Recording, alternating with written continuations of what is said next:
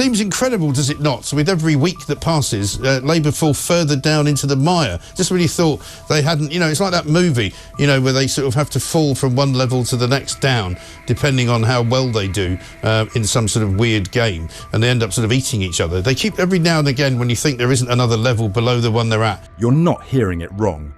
In just 4 short months, Starmer has managed to cement a reputation for dragging the Labour Party deeper into an inescapable quagmire.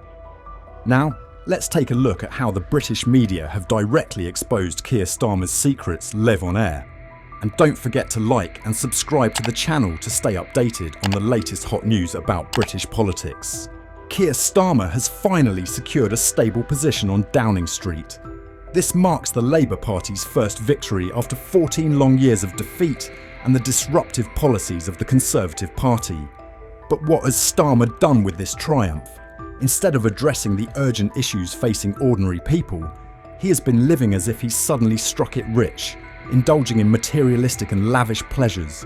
Meanwhile, ordinary citizens are struggling to make ends meet, grappling with daily necessities and unsure whether they can even afford the basics to survive.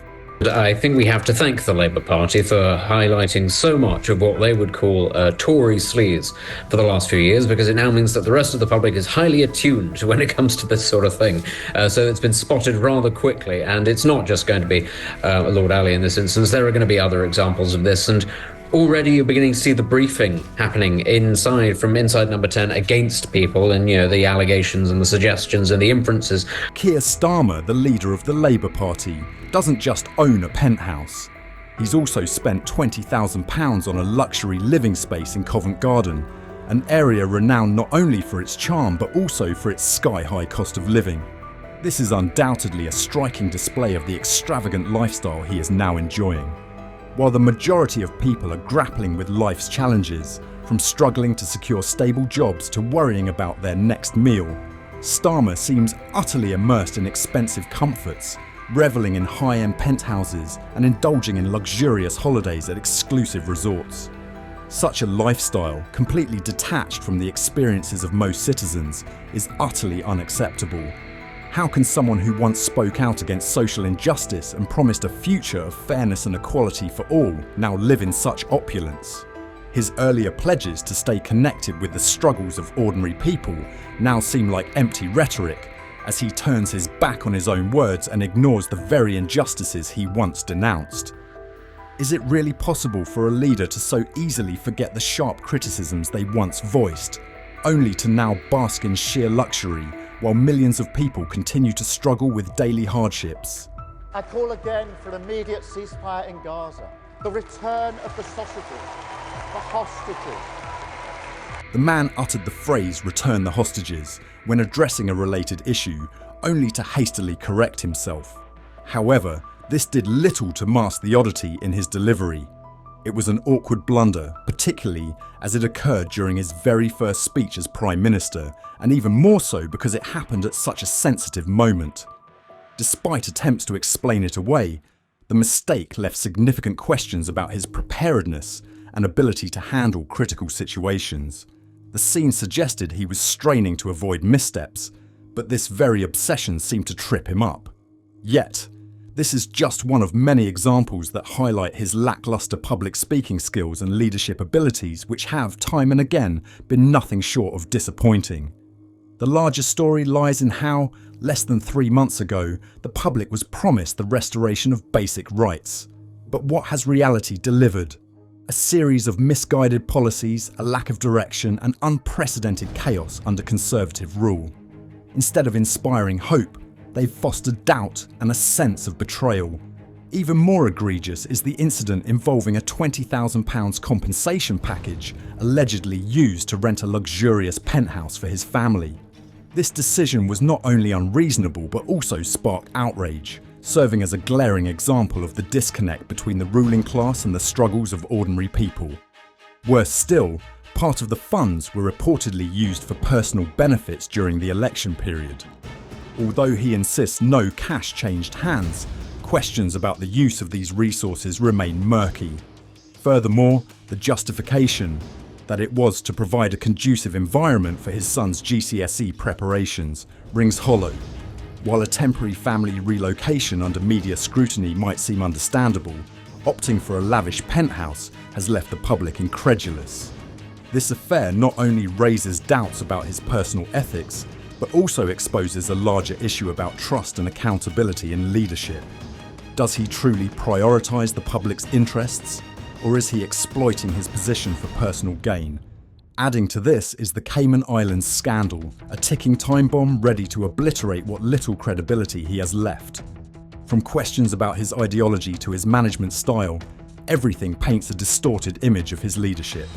He and his party claim to know what's best for the public, yet their actions reveal a dictatorial approach detached from reality. The electorate voted to regain control, but what have they received in return? A government that provides no sense of genuine control, only more discontent and controversy. This is far from what voters had hoped for when they placed their trust in promises of meaningful change. Instead of reform, they are met with disappointment and hollow assurances. The current situation has undeniably brought this story to the forefront.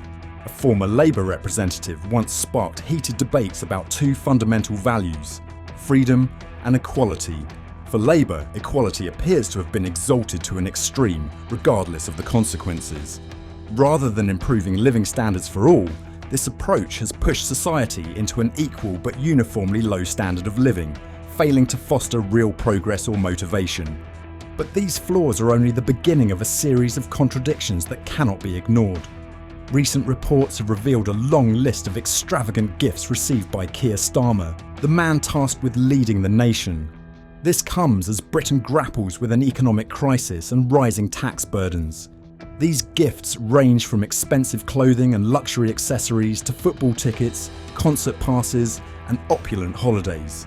Such indulgences are starkly at odds with the harsh reality faced by millions struggling to make ends meet.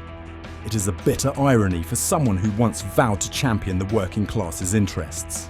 At first, Starmer portrayed himself as a dedicated public servant tirelessly working to improve workers' lives. Yet his actions today stand in stark contradiction to those commitments. Promises to avoid personal gain and focus on reform now appear as nothing more than hollow veneers. The £4 million facility scandal, a symbol of unnecessary extravagance and smugness, epitomises this hypocrisy. It begs the question: how can someone who once urged prioritising the public good so easily forsake their own words? The numbers do not favour Starmer. Since the last election, Labour's vote share has stagnated. In fact, his vote count has fallen below what Jeremy Corbyn achieved in 2017.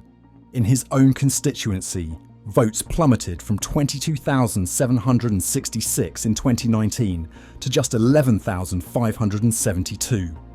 Far from being a proud achievement, it highlights a failure to maintain voter trust.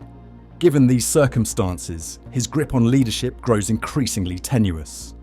Meanwhile, his new cabinet has offered no significant improvement.